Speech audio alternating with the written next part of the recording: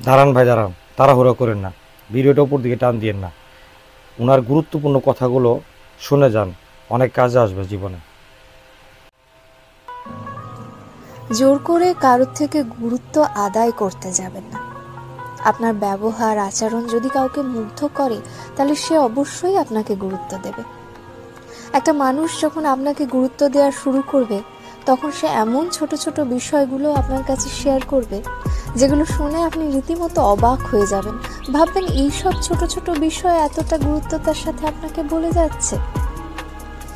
আপনি কি করেন না করেন সেগুলো ওই মানুষটা জানতে না চাইলেও, সে কি করে, কোথায় যায়, দিনের যাবতীয় সব খবর আপনাকে অনায়াসে বলে ফেলে, কোনো রকম দ্বিধা ছাড়াই। অর্থাৎ ওই মানুষটা আপনাকে প্রচণ্ড বিশ্বাস করে, আপনাকে ভরসা করে, আপনার উপর আস্থা রাখে।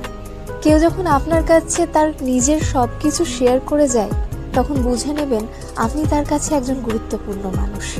তার যাবতীয় খবর আপনাকে না বলা পর্যন্ত তার ভালো লাগে না।